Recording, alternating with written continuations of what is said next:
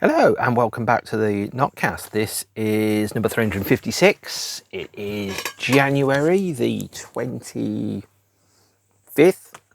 of January, although it feels like the 4007th of January.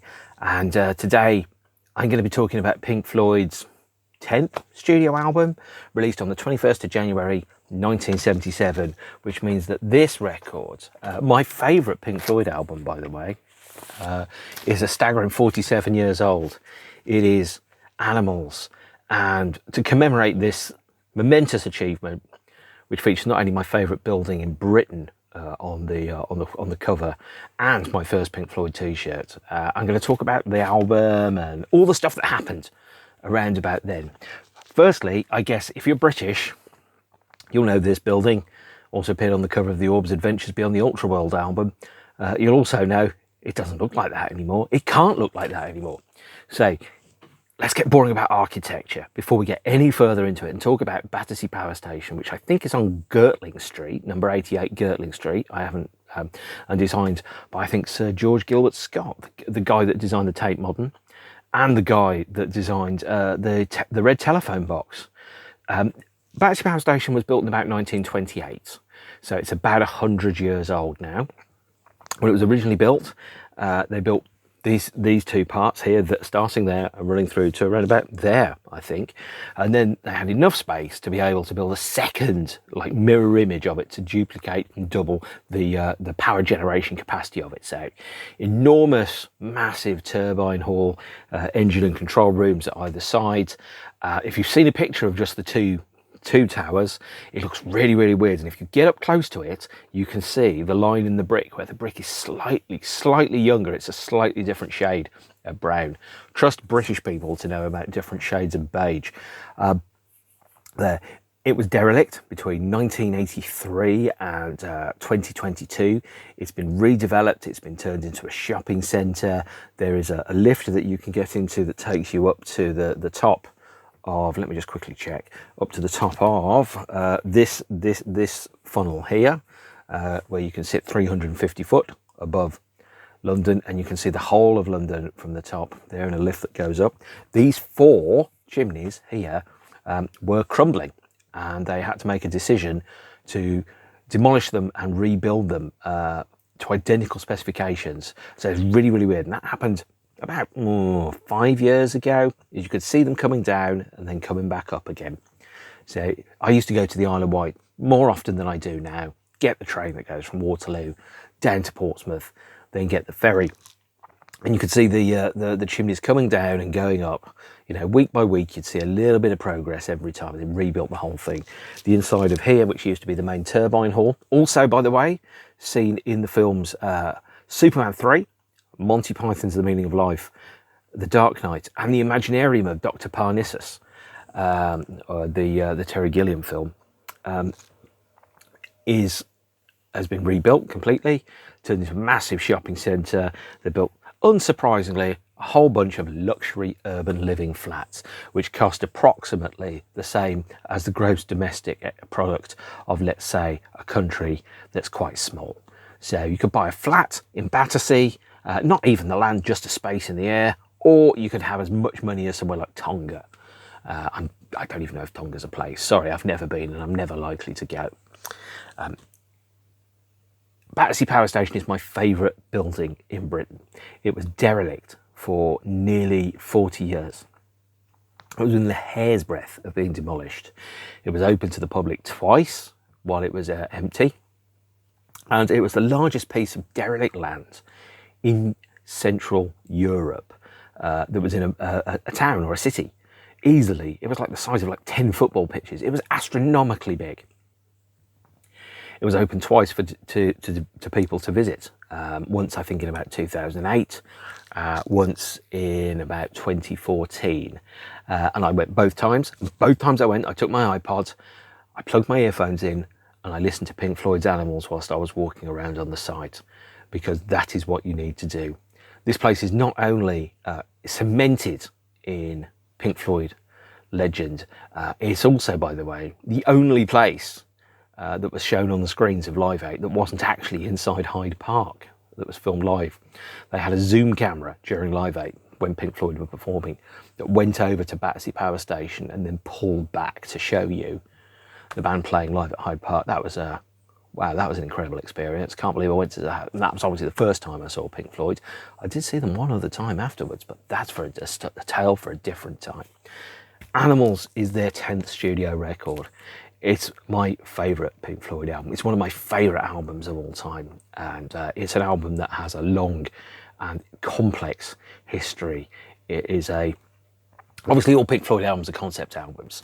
Animals is a concept album about capitalism and about the future and the direction and state that society could be going in. It's an album that to me is as current and as valid now as it was when it was released nearly half a century ago.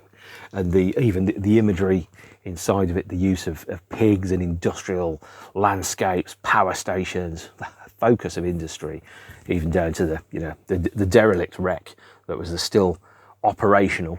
Not fully operational though, it wasn't the Death Star. Half of it had been decommissioned by 1977.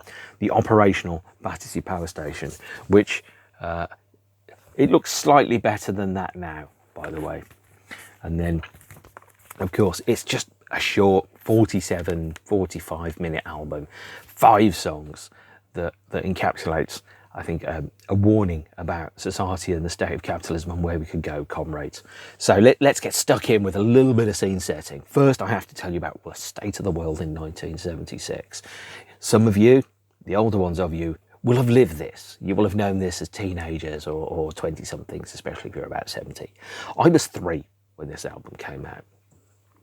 2 of my first memories in my brain exist before this album came out. The first one was the Birmingham pub bombings in 1974, which happened when I was less than 2 years old, and I remember seeing it on television, and pubs that I would later, 20 years later or 18 years later, I'd go into, I would drink in. I would sit at the table where the bombs had been and where they detonated, and I had no idea because I was 18 and history was past, and past is prologue and it doesn't matter. But one of my first memories is seeing on a black and white television the news footage of the rotunda and ambulances, and I think was it 18 people that died in a series of bombs that were placed in various pubs, one at the foot of the rotunda, one which was an underground pub just near between where the Birmingham Odeon and the ramp was. And of course, if you lived in Birmingham, you'd know Meet You at the McDonald's by the ramp was pretty much the central focal point of the town. So that was my first memory.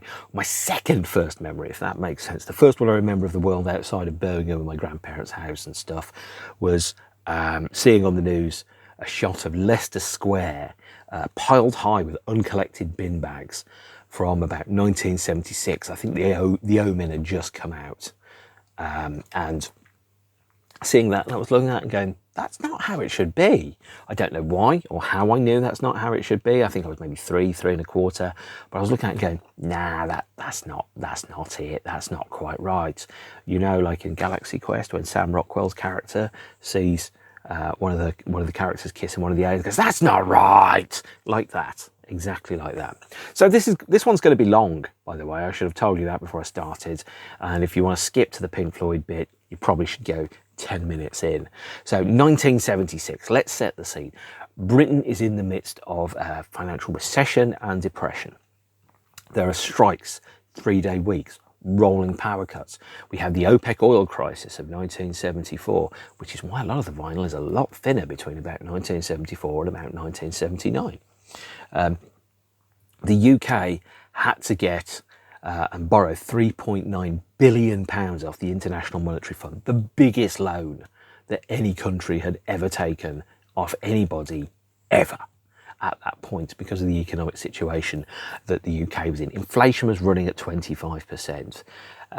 There was the massive wage price spirals. And by the way, in this, salaries were chasing prices. Prices weren't chasing salaries. Okay, that's how it was working. People were seeing that the quality of their life, the ability of their spending power had diminished enormously and was shrinking before their very eyes.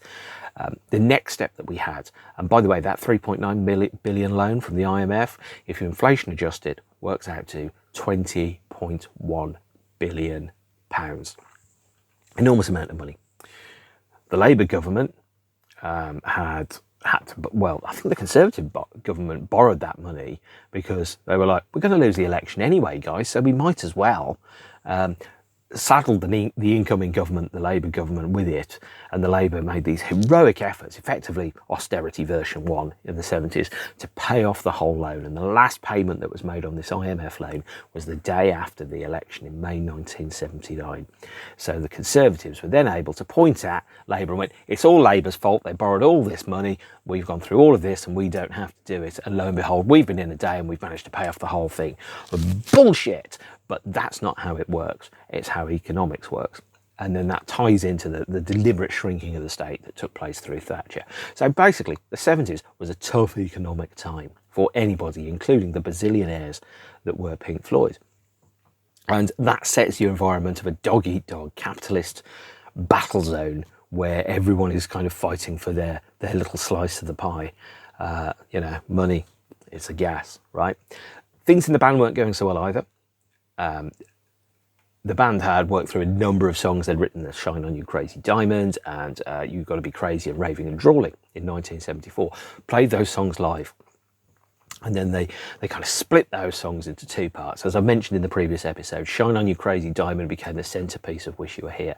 You've Got to Be Crazy and Raving and Drawling were kind of moved into a different record. And that record became Animals. So You've Got to Be Crazy was dogs, Raving and Drawling, I think, became sheep. And we had this weird situation where extra songs were being written to try and create a concept around some already pre-existing material. The pre-existing material, the idea that Roger Waters had, and as Rick Wright said, Roger believed that it was only because of him that the band was still going. He said also, I didn't fight very hard to put my stuff on, I didn't contribute to the writing of it, and I think Roger wasn't letting me do that. It was a place where Roger saw that what was, I think, probably really, really important was the lyrics and the concepts, and the other stuff wasn't actually important. It was just arrangement as opposed to writing, if that makes sense. Although, of course, writing is just merely arranging words into certain orders and letters into certain orders inside those words. So it depends how charitable you want to be about it. But the concept sat around a version of a future that was heavily based on Orwell's Animal Farm, splitting humanity into three parts: the dogs, the pigs and the sheep. And this is where each one of the songs has a really critical role to play in the album. So there's Pigs on the Wing, which open and close the album. They're the bookends. They're the closest things to love songs, which Pink Floyd had ever written at that point. And Pigs on the Wing is, by the way, one of my favourite Floyd tracks. It's absolutely gorgeous. It's the embodification of the ideal of teamwork and intimacy. So the lyric of Pigs on the Wing, and I've still not seen any member of Pink Floyd perform Pigs on the Wing live, which is, the one track off Animals I haven't seen is, if you didn't care what happened to me and I didn't care for you, we would zigzag our way through the boredom and pain, occasionally glancing up through the rain, wondering which of the buggers to blame and watching for pigs on the wing. So that's the opening set of the album. The if I hadn't met you, everything would be meaningless. And then the flip side of that, and he gets a little bit vulgar when he sings about now that I've found somewhere safe to bury my bone. But the line, and any fool knows a dog needs a home, a shelter from pigs on the wing. So even Pigs on the Wing kind of draws into the idea of pigs and dogs and all that type of stuff. And of course, flying pigs, pigs might fly. The idea that, what a ridiculous concept it is that pigs could fly. And when someone says, when pigs fly out of my butt, as Wayne's World said, you kind of go, that's a complete fallacy. Never going to happen, of course. So Pigs on the Wing is one of my very, very favourite Pink Floyd tracks. And it bookends this album with an opening statement of despair, and then a kind of like a conclusion around a sense of a narrative that's been given to a life by being inside a relationship and finding another human being that gets your jokes in the midst of all this madness that is encompassing us. A sea of madness, as Iron Maiden once had it. There is a rare mix of Pigs on the Wing that is undeservedly unknown. It appeared on the 8-track of the album. It also appeared on a compilation record called Gold Top, by Snowy White. And this is where I have to sort of say the band did actually change their lineup for the Animals period. They brought an extra live guitarist in who also played bass. His name is Snowy White. He hadn't heard Dark Side of the Moon at the time he joined the band, but his audition was pretty much David Gilmour going, well, you wouldn't be here if you couldn't play, right? And then Snowy played a guitar solo on Pigs on the Wing, and then someone, yeah, okay, you're good enough, you're in. And you know, that's a detailed audition process. Pigs on the Wing I do not own in terms of the long version that's on the 8-track. I have it on this 4 CD bootleg box set from 1993. This is called Total Eclipse. This was inspired by the absence of rare material on 1992 Shine On box set. So I said, well, look, if Pink Floyd can do an actual box set, we can do a box set of rarities, even if it is unofficial. And this contains the 8-track version of Pigs on the Wing, which is a 3.5-minute version of the song. It features Pigs on the Wing Part 1, a guitar solo by Snowy White, which, as I've said, is only on the 8-track, and later in 1995 on the Gold Top CD. And then Pigs on the Wing Part 2 as 1 track. And oh, it's beautiful, and I wish more people knew this particular version of the song. The other thing around Pigs on the Wing is Animals had no commercial singles released from it at all. I mean, aside from Pigs on the Wing, which is 1.5 minutes each, the shortest track on it is, I think, Pigs 3 different ones, which is 10 minutes 45 seconds. Of course, Animals got a remix in 2018 and was released in 2022 on this deluxe edition box set, which contains a Blu-ray, a CD and a vinyl version of the remix. No bonus tracks. Why the hell the long version of Pigs on the Wing isn't on here, I don't know. I absolutely do not know. There was more than enough existent studio material to produce a second disc of previously unreleased audio from the album. I think I'm going to sneeze. Let's pause it. I'll come back in a minute. Oh, that was annoying. It didn't happen. You know the bits where your nose goes and you go, I'm going to go and sneeze now. Nope. Nope, nope, nope, nope. Didn't happen for me. So that's Pigs on the Wing. Second track is Dogs. Dogs is possibly, it's in my top 3 Floyd songs of all time. It's 17 minutes long. I think there are 2 Floyd songs that are longer, Echoes and Atom Heart Mother. And if you want to put together the original version of Shine On You Crazy Diamond, which only lasted for 4 weeks, that's probably longer too. Dogs is a masterpiece. It is, yeah, probably my favourite song by Pink Floyd, actually. It is. Dogs' existence started to cause a bit of a royalty rift in the band, because royalties in the band were paid on the basis of the number of songs that somebody wrote, not the length of the songs, by the way. So the writing credits for Animals, and let's quickly check what they are. I might have to get the original 1977 vinyl edition out. The writing credits are Pigs by Waters, well, that's Pigs on the Wing. Dogs by Waters and Gilmour. Pigs, 3 different ones by Waters. Sheep by Waters. Pigs on the Wing Part 2 by Waters. Which means if you looked at just the writing credits on this album, 90% of it was written by Roger Waters. The problem is, the one song that was co-written with David Gilmour was 17 fucking minutes long. So the rest of the album, which is only actually 2/3-ish at most of the length, is written by Waters, and sure, he should have got 2/3. He shouldn't have got 90%, because Dogs is an incredible song, and the vast majority of it is instrumental. It's got, you know, some verses in it and that type of stuff, but it's also got some of the best guitar solos I've ever heard. It's got some great playing on there. The drumming is exquisite. There is nothing about Dogs that is not absolutely pitch perfect to me. This album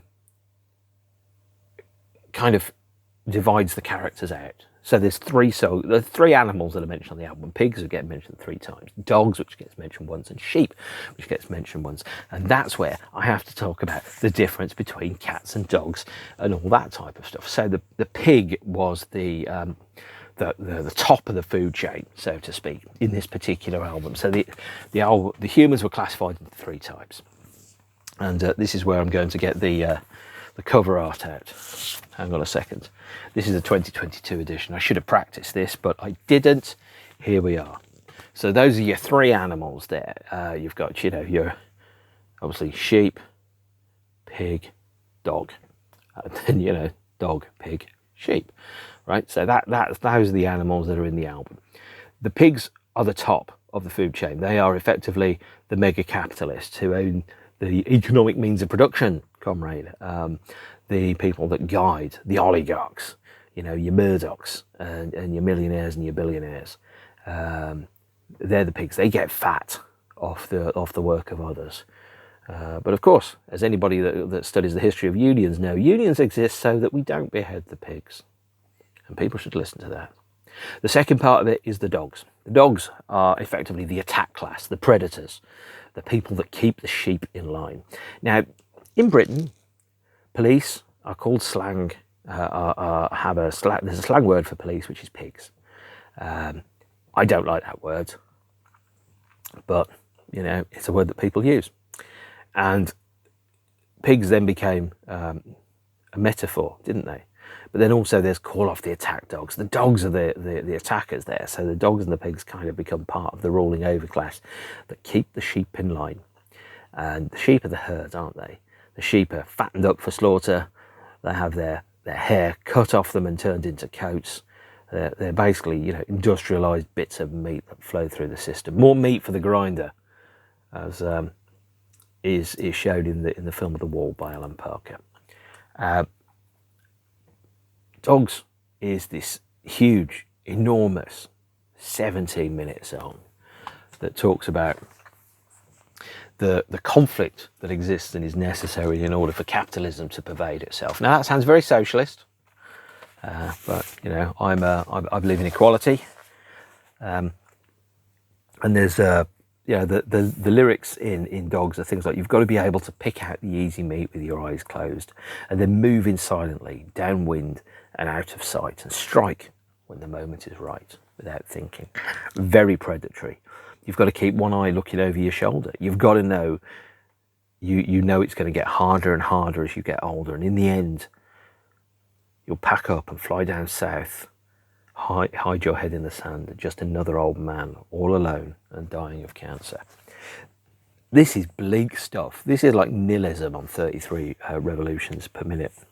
And then there's the line about, you just keep on pretending that everyone's expendable and no one has a real friend.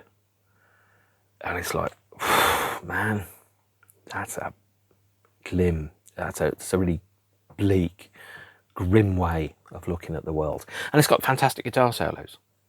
But no, Dogs is one of my very, very favourite Floyd tracks. And having seen it played live, it's become a long and epic treatise on the nature of divided society. So when Roger plays it live, and he played it live in 2018, I saw it at Hyde Park, it kind of encapsulated the atomization of society.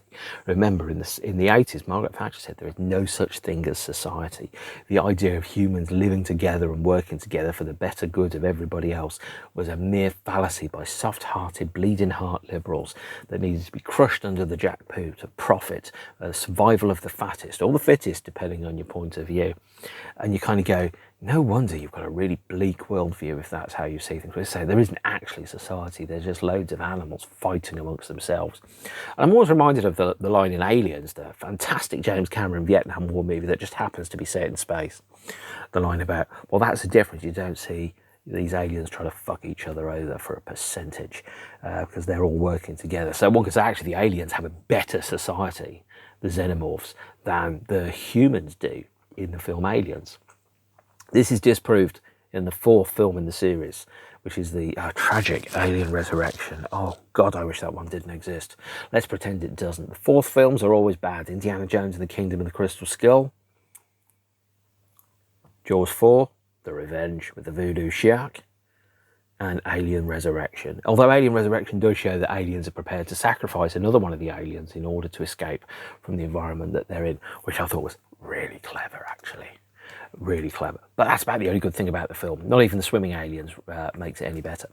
So Dogs is this awful song about how society has been atomized into pigs, dogs and sheep, and the control class that works within it. You know, the leaders, the enforcers, and the servants. And it's really just a very, you know, if all you knew about humanity was the lyrics to the Animals album, you're like, we're fucking doomed. Just blow us up now and be done with it. Side 2 of Animals is 3 songs. 3 songs, so it's Pigs, 3 different ones, Sheep, and Pigs on the Wing Part 2. And Pigs, 3 different ones. Again, solely credited to Waters. Maybe, I don't even know if he plays bass on this album. You listen to it and you go, that's not just a Roger Waters song, is it? You know, there's this, the closest thing that Floyd ever really got to funk, more cowbell than you'll ever need in a built-up area. It's fantastic, choppy, semi kind of groovy guitar line. And just this wonderful little groove, and you kind of just listen to it and go, not that far removed from certain other groove bass bands. Someone said it was a comparison to Freeze All Right Now in its liberal use of cowbell, which I think I'd be like, that's fighting talk. You don't be doing that now about my pigs. But Pigs, 3 different ones is a song about authority. So the pigs having the role as the people that are in authority, that are making the decisions, that are guiding the direction, the strategic leaders, about getting fat off the work of others while not actually putting in anything themselves. Remember, poverty is shameful. And when you become rich without really doing very much work, there's a shame that sits inside that as well. And that's where capitalism starts telling you things like, oh yeah, you know, we reward the entrepreneurs and the builders and the makers and the job creators. And you kind of sit there going, you know, they're not that. They're not the people that do the work. They might have some ideas. 9 out of 10 of them ideas don't hit. So actually, it's not that successful. You know, if you said 9 out of 10 times something didn't work, you'd be like, sit there and go, it's not really that vital, is it? It's just the one time that works. Everyone remembers the success. Its success is a bastard, and failure is an orphan. Pigs addresses 3 different people in then 70s society. So they're not particularly named as such, but the last one makes it really, really clear. The last verse, the 3rd verse, ha, White House, charade you are, you house-proud town mouse. You're trying to keep our feelings off the street. You're nearly a real treat, all tight lips and cold feet. And do you feel abused? That is a direct reference to the censorious Mary Whitehouse, who's explicitly named, I think, in somewhere in the song maybe. The idea that you couldn't have people swearing on television. You couldn't have shows or films that show people having sex. Violence was awful. Everything had to be PG rated, which really, really reminds me of a book by Philip K. Dick called Eye in the Sky. If you don't know Eye in the Sky, don't worry, this diversion is worth it. And if it isn't worth it, come back in 2 minutes, it'll be over. Eye in the Sky is a fantastic book that should be an amazing film that was set in, I think, a tour of a 1950s nuclear power station by different and disparate members of society who went through a time warp and then were transformed into versions of reality that existed only in their own minds. The 1950s housewife that is in that was, and this is amazingly sharp of Philip K. Dick, every single character, their genitals disappeared when they were living inside the 1950s housewives reality. They just had, you know, just a blank mound of skin with no genitals, no penises, no vaginas, nothing. Just like, you know, like a Barbie doll when you take the bits off, or an Action Man when you take the pants off. It's just smooth plastic. And you kind of go, that's the world that Mary Whitehouse wanted to live in, a world where no bad things could happen, an Orwellian world of double plus ungood triple think, where you suddenly kind of had to understand and realise the concept, but at the same point you had to blank it out completely and be unable to articulate it. So if you reduce the language, if you trim the world down to just a series of small bland statements where everyone's mad for it and, you know, cringe has been yeeted, you end up kind of going, if you can't articulate the idea, you can't communicate the idea. If you can't communicate the idea, you can atomize society. You can reduce the thoughts of things like revolution and rebellion. And if we were able as a society to address concepts like gross inequality, unfair taxation, the fact that actually the biggest addiction that faces the world is wealth addiction, the fact that there isn't a universal basic income. You look at those kind of things, you take those concepts out, if you drag the Overton window of political discussion into the car park and you kick the shit out of it so that people can't then talk about it. You then have ideas like, for example, what Jeremy Corbyn suggested, maybe we should nationalise the broadband infrastructure so everybody has access to the internet, and people go about socialist broadband and how it's all awful, and you kind of sat there going, actually, a bit of equality isn't a bad thing because it stops riots and death and poverty and other bad things. But they go, no, he's giving away all of our goodies to everybody else. He wants to steal from everybody and give it to people that don't deserve it. I'm like, dudes, have you heard about capitalism? Because that's how capitalism works. Civil revolution, comrades. Pigs, 3 different ones, is very, very clearly about who Roger Waters identified as 3 movers inside 70s Britain, and the moral failings and the causes that they have against them. So the well-heeled, big-heeled charade you are, keeping your head down in the pig barn, about greed, wealth addiction, and then the one about bus stop rat hag, you radiate cold shafts of broken glass, and that idea around this kind of like the people that gossip and hate and all that, and then the prudes that kind of control the moral boundaries of what is and isn't acceptable to talk about. It's a brilliant song. It's possibly the most funky deconstruction of modern society, or then modern society, that there's ever been. And well, as again, it's when it also could be repurposed, because the use of the word White House, even though on the lyric sheet, hello, I'm a lyric sheet, there's the word White House, it's one word, no spaces. If you put a space in between that, you listen to it phonetically, White House, and you could be thinking about the White House, the seat of power, the president themselves in America. And America had a pretty bad president a few years ago. Really hope to fucking God it doesn't have a bad one in a few years' time as well. But you never know. As Ballard said, the dog returns to its own vomit. The idea is that Pigs is a song about power and control and mind think and strategy, and how you can kind of limit and define concepts that people can talk about so radical concepts don't get discussed. 4th track. Don't worry, there are only 5, by the way, so I'm giving each song a little bit more time than you might normally get out of each one of them, is Sheep.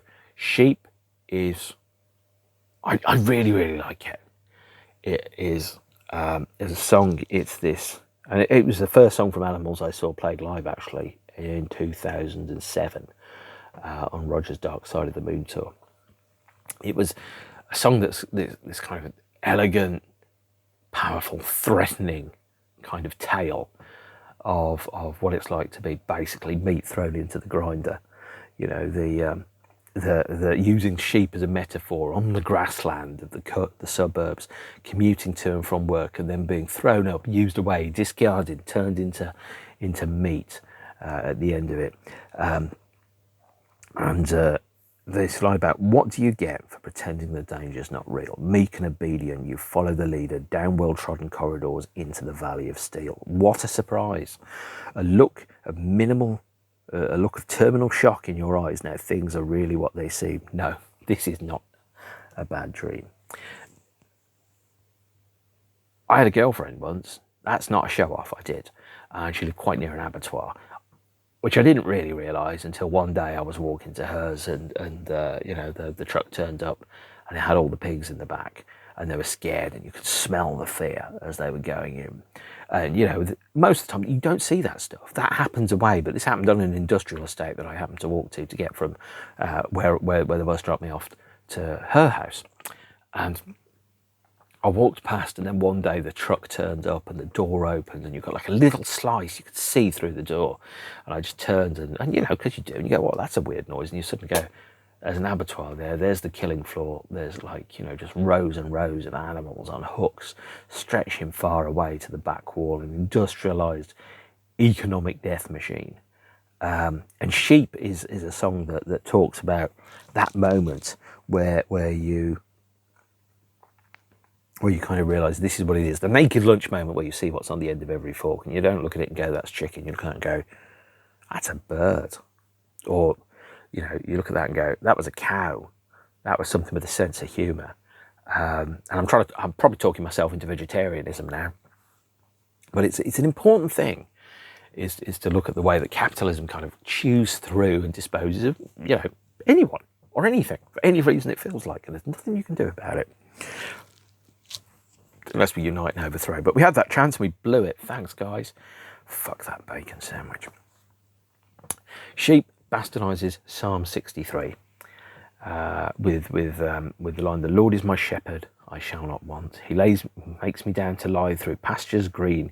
He leadeth me. With bright lives he releaseth my soul. He maketh me to hang on hooks in high places. He converteth me to lamb cutlets. And lo, he hath great power and great hunger. When cometh the day, he lowly comes. Through quiet reflection and great dedication, master the art of karate. We'll rise up and we'll make the bugger's eyes water."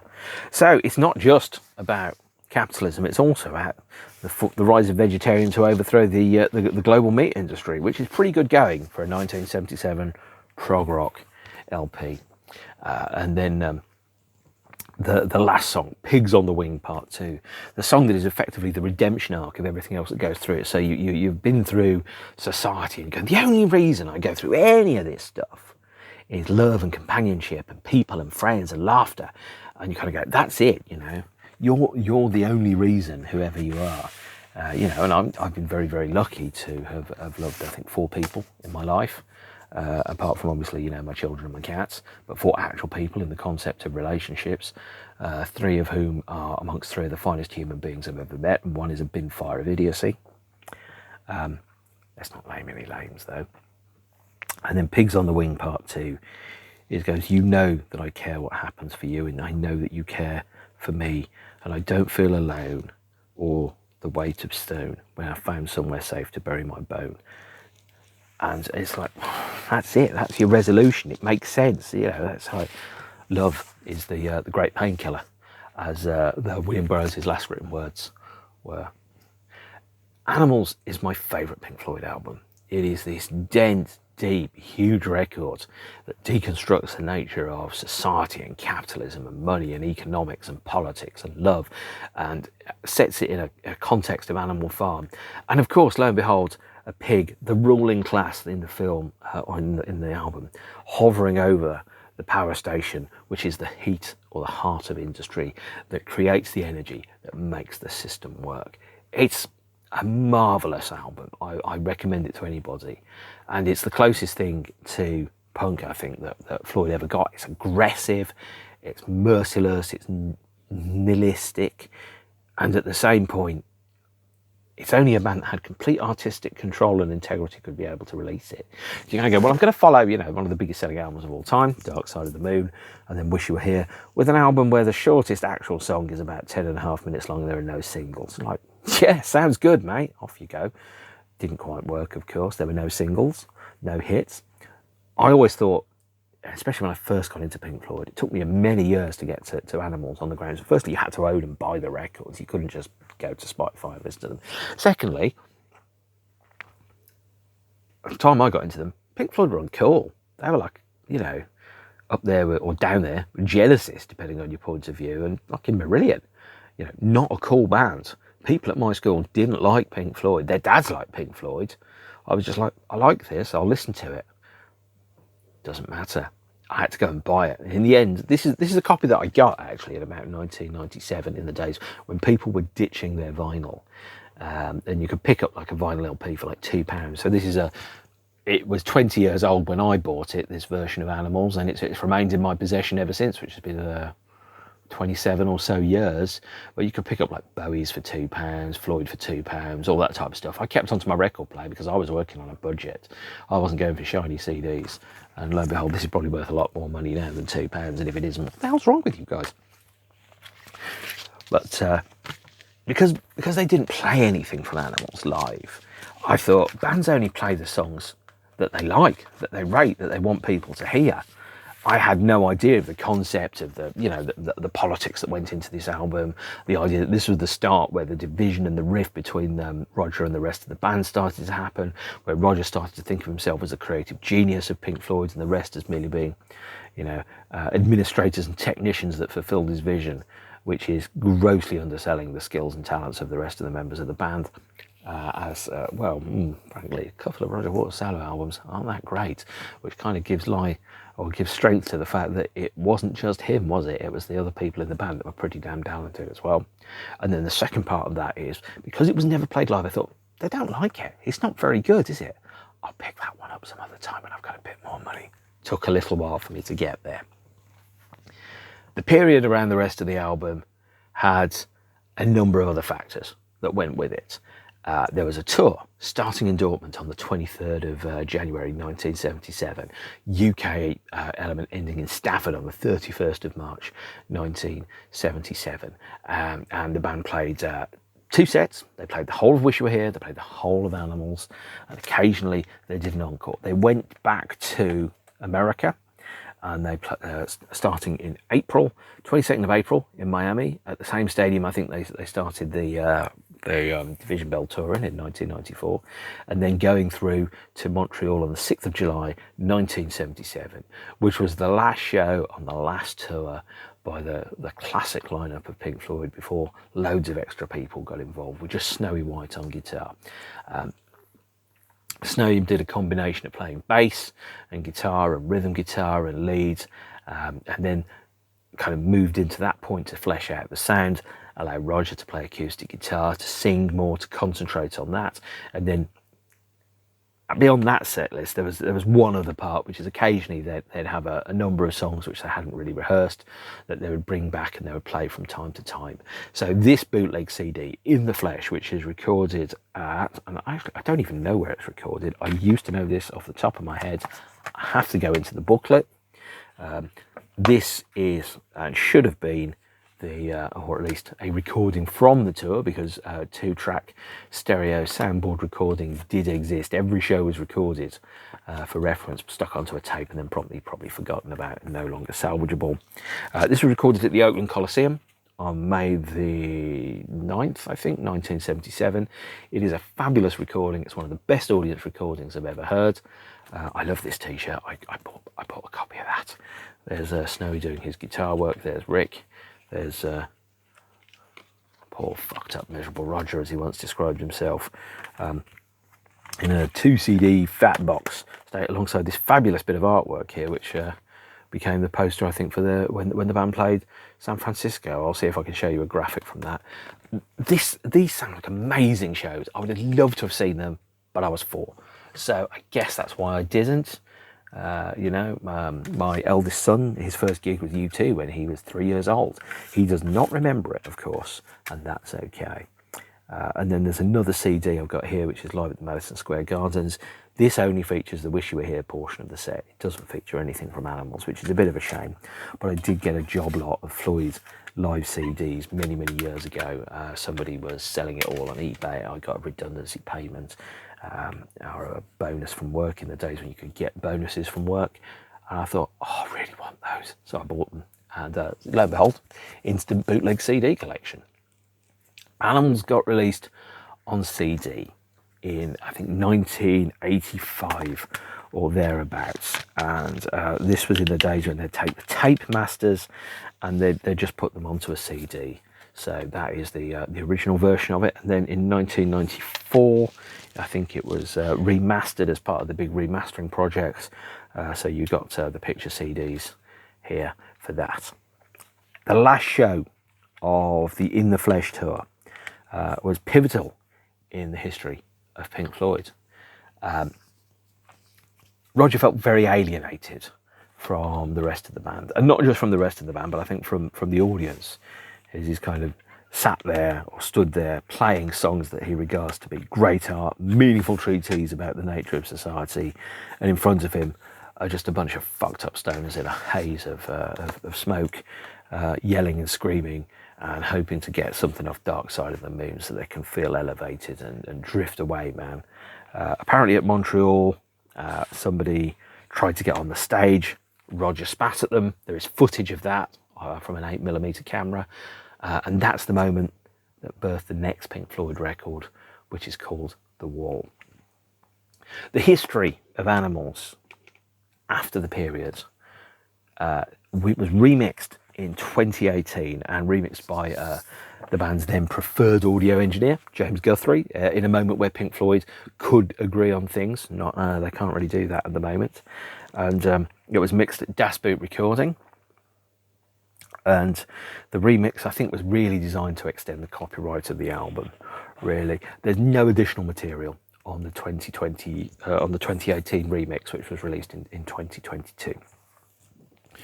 This is what you've got on there, just the 2018 remix of the album on CD, LP, Blu-ray and DVD. And the Blu-ray has the remix in stereo, 5.1, and the original 1977 stereo mix. Also on the Blu-ray and DVD, there is a extra long 17-minute ambient song, which is effectively sound effects with no music in from the album, effectively acting as a sound collage. It's not listed as a proper track because it isn't. There's no musical performance on it. There's a tiny bit of keyboards. It's on YouTube, so you don't have to buy it, but it is worth getting. And then you go inside the box set. Here you get the CD, DVD, Blu-ray. You get this lovely graphic here. And then, by the way, and I'll open this gently because the glue has started to separate on this. You get a fantastic lyric booklet here. And you get the Pink Floyd Records 2018 remix on vinyl, which is Pink Floyd LP 28. So every Pink Floyd album, I think, is now available on vinyl, apart from, I think, a couple of the compilations in a remastered form on Pink Floyd Records. This booklet is a gorgeous bit of work. I love the art that we've got around here. And to kind of go into that a little further, you've got the photographs from the recording period. You've got the original photograph there. And by the way, I haven't told you this. This cover photograph was a composite of photographs taken over 3 days. So the power station itself was shot on the first day. I think the pig was shot on the third day, which is why the lights don't match up. But also, and you won't know this, is that I am friends with people that actually were on the train going into London Victoria on the 3rd of December 1976 that were going past the train line, and you can kind of see just the edge of the train line there. You can't get this view anymore because of luxury urban living. We're going into Victoria on the train, and they saw this weird floating pig above Battersea Power Station, and at the time they were like, what the hell's that? That's bloody weird. And they didn't give it much thought, and they didn't have their camera with them, otherwise they would have taken a photograph of it. They told me that over Christmas. But then they were like, they saw it on the album cover 2 months later, and like, oh God, we saw that? How good is that? So I know people that were there, albeit only for about 3 minutes. And let's look at. So, for example, these are, that's the way I remember Battersea Power Station, not with all the glass and the tunnel and the roof and the chimney and all that stuff. And if you want to, you can visit the power station. You can stand right there, which I think is now converted into. That's the side by the entrance, which is now the front entrance of it. Love that photo. I think that's great. In fact, I love the whole thing. In fact, I think the Pink Floyd pig is really powerful as an image. And again, if you want to go up to Battersea Power Station, you can literally stand there and you can see that. You can't stand there because that's a different part of it. But then again, you can see there's all the railway lines that I was talking about. When I used to commute into Victoria, my favourite part of the whole commute was the 2 minutes when I could see the four chimneys slowly coming nearer and nearer and nearer and then passing me. And I was like, the train station or the train line was within 80 feet of the power station. That's the nearest you could get to the power station for about 40 years as a member of Joe Schmo General Public, which I'm afraid to say I am a nobody. I did also, by the way, in 2011, when they did the Discovery box set and remaster set, they did send, and I think it's Archie, the pig, back up to the power station. I went in my lunch hour and took a load of photographs of the pig, and I couldn't believe it. I was like, I'm seeing a fucking pig from Pink Floyd right outside Battersea Power Station. I was quite impressed by that indeed. And if I'd have known that was going to be happening, I possibly would have booked some time off and actually gone to see it, because that is literally a once in a lifetime event. Let's talk through some of the posters. Some of the artwork around about this period was really good as well. So you can see really strong graphic design there. That I think is the poster for the last show in Montreal there, obviously with the pink of the pig. And then here's some designs for some of the inflatables that they had on the tour. So the tour featured huge inflatables that represented grossly distorted versions of humans to kind of draw and highlight out the connections that we had between the songs and the human analogies which took place. So there's like the father, we just saw the mother. These were also picked up and taken further with the wall.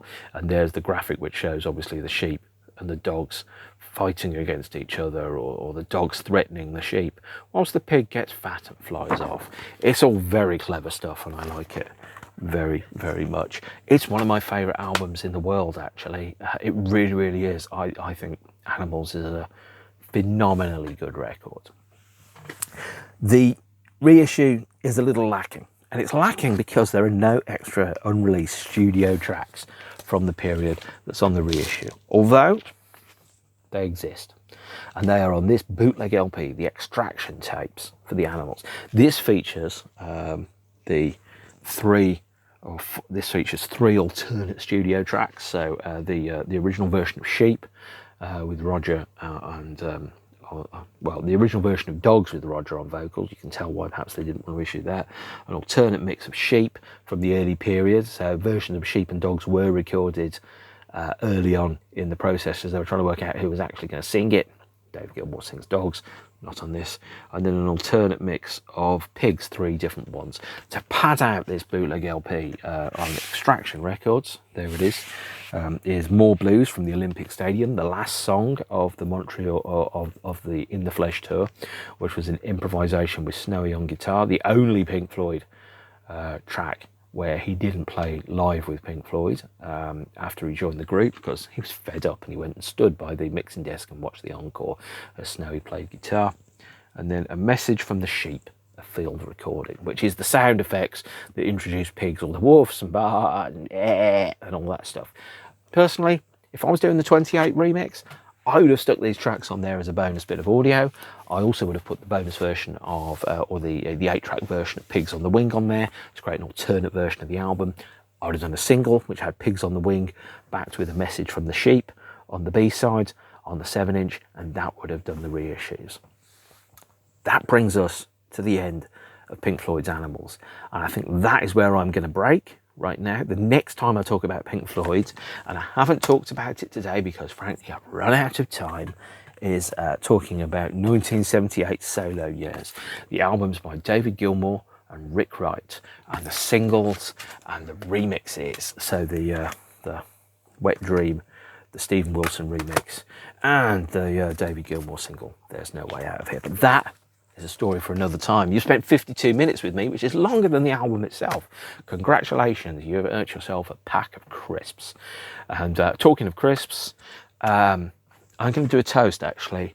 Neil Kulkarni, one of the finest music writers of all time, who I had the pleasure of knowing a little bit in my life, died this week. It's a tragedy and a shame. He was one of the good guys, and I, like many other people, am going to miss him. And Neil loved crisps. So, Neil, rest in power, man. I'm going to miss you. And I will hopefully see the rest of you at another episode sometime soon. If you like it, subscribe. If you don't subscribe. And in the meantime, stay beautiful, beautiful ones. I'll see you soon. Bye.